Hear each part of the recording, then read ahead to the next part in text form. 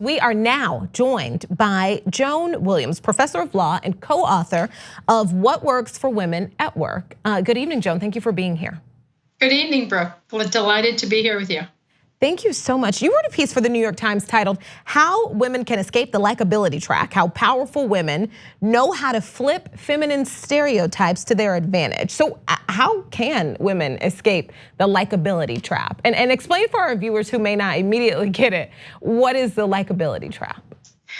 The likability trap is that often being likable is optional for men, but mandated for women. Mm-hmm. But if women are too nice and likable, often they undercut their authority. So you kind of have to walk this tightrope between being likable enough so that you don't trigger backlash, but not too likable so that you're considered a lightweight.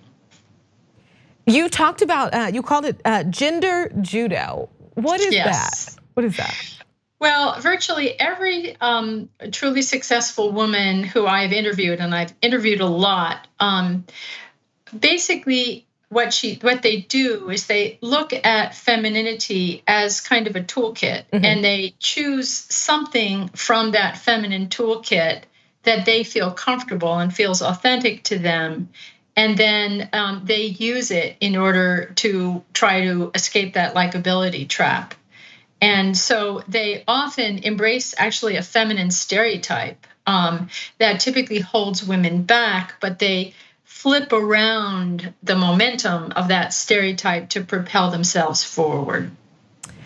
There was a part in this that stood out for me.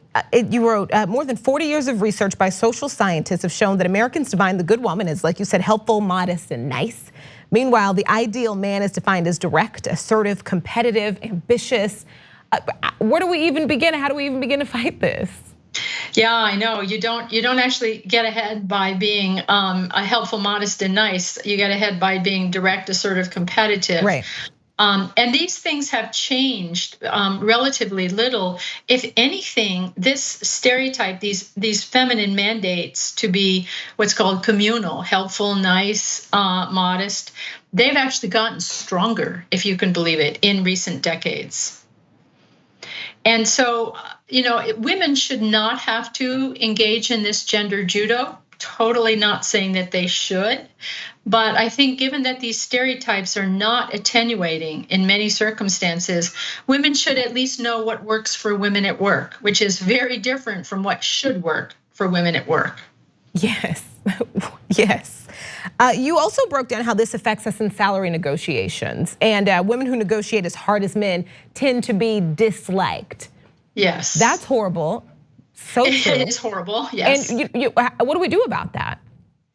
Well, again, what the research shows is that that gender judo works. So you say that you're negotiating because it's important for your team. You say that your mentor stressed how important it was for you to negotiate salary and also to ask for a mid-year performance review. So basically what you're doing is in embracing that communal stereotype. I'm negotiating for my team, not for myself. I'm following the advice of the great white father, who's my mentor. So you're embracing those feminine stereotypes, but you're doing it in order to be able to negotiate for the salary you deserve without triggering the backlash that often ends up, sometimes worst case scenario, you don't get the salary and you end up starting off with a cloud over your head or creating a cloud over your head, like, oh, this person is difficult. Yes. Yes. So it's not a pretty picture. And I keep asking, how do we all do this? But the trick is not alone. It takes a workplace change, right? It's really important. And we, in fact, have a whole webpage that shows organizations how they can make simple changes, like changing their hiring, changing their performance evaluations, changing how they make assignments to interrupt this kind of likability bias and other biases before they start, or to correct them immediately after. There's also really interesting, I also do a lot of research on how the experience of gender bias differs by race. And this is a little bit different often for African American women, where they often have more room to behave in assertive ways, but then there's a really sharp drop off if they're seen as angry. Wow, that's not that's not a good career move for an African American professional, whether they're a man or a woman. Yeah, I'm like, I have not experienced. It's complicated. Like the idea of more room to be assertive. I'm like, who is living that life? Because that was gonna be I'm like, where is that? Because I think a lot of times, think about it. Like I was thinking about this when I was reading your piece. You have men are assertive and direct, and women are nice. And I think a lot of times when it comes to women of color, even if they are just as nice, sometimes it's perceived angry. Absolutely.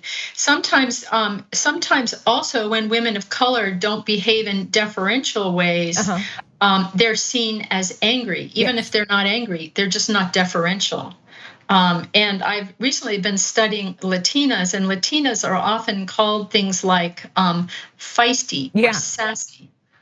You think what sassy means? Sassy means just you don't know your place in the hierarchy. I mean, a more open discussion of racial hierarchy would be hard to imagine. Absolutely. I know it's like, if you think about calling somebody sassy, don't. Yes, exactly. That's a very good rule. I like that rule. Yes, I love that. And so you also wrote, we should work to make sure that both men and women are rewarded for displaying empathy or a willingness to put the common good above self-interest. And I think that's great. Not only should women be able to be direct, but men should embrace being nice. These are different. These are different elements of a good person. A good person knows how to ask for what they want and what they need in a direct fashion, direct but respectful. But a good person also it displays some people skills and empathy and actually cares about other people. And to sort of siphon off one thing and say one group of people with one shape of body should always be direct, assertive, competitive, and the other group of people should be doing all of this emotional work around the office and always be nicey. Who's that working for? That's not working really for anyone. Exactly. What advice do you have to kind of start this process in baby steps on a micro level? I think there's two different ways. One is for an individual woman, and if you fear that you're going to get backlash for being assertive, the first thing to do is to be yourself. Try it. Hey, it might work. Because although this likability bias is common, it is not universal at all. So step one, do what comes naturally. You be you. But if you find that you are getting pushback on the grounds that you're difficult or a prima donna or something of that nature, kind of a likability ding, then look into femininity as a toolkit and figure out what feels comfortable. And don't choose deference, by the way. Deference doesn't work. So for example, what I use, first of all, I dress pretty femmy these days. I figure, well, why not? And then also I use empathy because I have the ability to connect with people very quickly at kind of a deep level. And I like that. I think that's an undervalued part of femininity. And so I feel very comfortable embracing that in order to address backlash if I should find it. I love that. Professor Joan Williams, professor of law and co-author of What Works for Women at Work. It has been a joy speaking with you today. Thank you so much. I've really enjoyed it. Thank you. 2 easy ways to follow the Young Turks. One is hit the subscribe button down below. Then you're a TYT subscriber. And second is ring the bell. And when you do that on YouTube, you're notified of our videos.